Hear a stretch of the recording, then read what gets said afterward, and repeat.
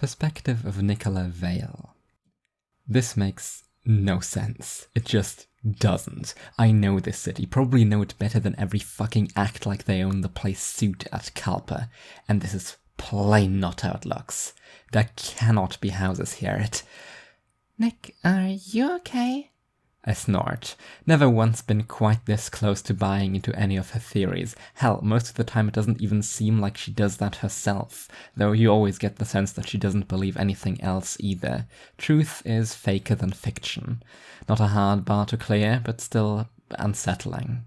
It doesn't make sense. No. Well, what do you think they are? Can't be houses, right? No one would go through that much trouble to hide normal buildings. Also, it's too quiet, so I'm thinking laboratories, maybe. They could be breeding something. Like what? Like homunculi. No, wait, that's boring. Bioweapons. Or new rats. What's wrong with old rats? Nothing. What was wrong with Rattus other than not being big and vicious enough to keep up with the competition? I just happen to think that the days of Rattus Norvegicus are equally numbered as soon as something worse comes around. It's a cycle of life. New rats for a new eschaton. Why wouldn't they be working on that? But look, I'm sure they are normal houses. A bit fancy, but normal. If someone was trying to hide this neighborhood, we wouldn't have seen it from the train, right? And there's a street leading here. All very normal. I can't fault her for not buying it. I don't either. At this rate, I'll seem like the conspiracy theorist, and that despite the competing explanation involving government manufacture of improved rodents for the hell of it. You don't stumble upon a new neighborhood in a city you've spent all your life in, especially not if you spent your life like the two of us. Admittedly, we do stumble upon new rats rather often with that lifestyle. But they don't get worse exactly, only more expected. Mundane. Maybe that is worse.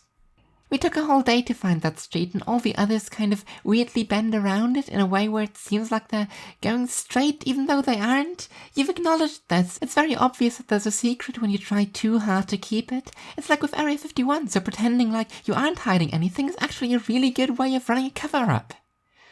I need to sit down. Oh, do you think they put that camera in the Leviton so they can see if someone would see the buildings?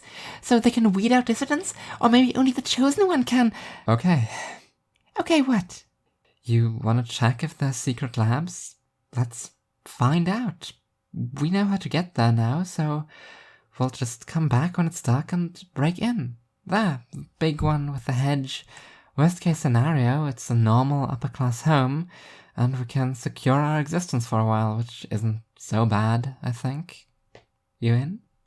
There's no way anyone smiles brighter than her. It's addictive. People have never accused me of a lack of curiosity, but that alone would hardly have been enough to send me mapping out streets for upwards of 20 hours. Doubly so when the blurry view we've had from the train could have easily caused some kind of optical illusion. Fuck, I'm still not even sure it isn't one of those. Like the vanishing point of a drawing, but instead of everything converging into one spot, you're drawn away from it through the layout. All roads lead to Rome, and from here, walking the same way back, it's exceedingly obvious that this is the correct, natural direction to be going in somehow, which continues to fuck with my head. Alice keeps talking about warped space-time and perception-altering microchips dissolved in the water supply, but I don't really make an effort to listen.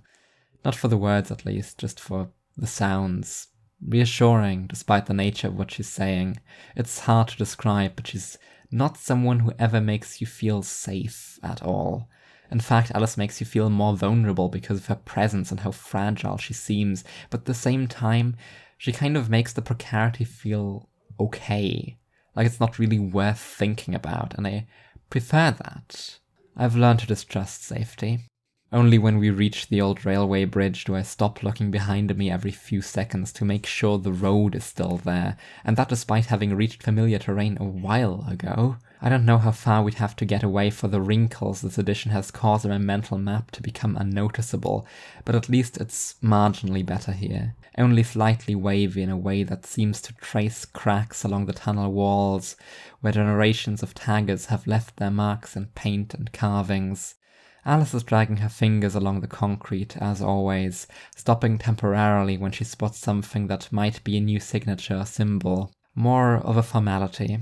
The girl must have memorized every single graffiti in town, murals and splotches alike. I'm just about to touch the tunnel myself and trace after her when Alice abruptly turns towards me. "They're the names of heroes," she says confidently. Might be the first time her strange way of walking, strides far too cartoonishly large for her statue, has imbued something with a gravity of sorts, like a naive little sister proudly talking about how her brother is fighting in the war. We've likely both lost more brothers in wars than we're comfortable counting, or even comfortable remembering. It's not something we talk about, though sometimes she says numbers at random and I get scared for a moment that that's what she's doing. Occasionally she says them as a greeting. 433! Sometimes like she's measuring the world. Steps and looks and silences. I hope she's measuring the good things. "What sorts of heroes?" "All sorts. Most fallen, but some still falling. You can tell by how fresh the paint is." Are we still falling? "Maybe, but I'll call it flying, at least until the ground comes. That's what it feels like." What if it doesn't come? "Then it really will have been flight all along, and we would have been silly to worry about the impact." I chuckle. Have you ever left a signature to be remembered by? "No way. That would be like admitting defeat. Someone else will have to write our names, largest of all, carved in stone beneath a monument. What's the point in dying if we can't even get that much?" I guess we'll have to fly a while longer then.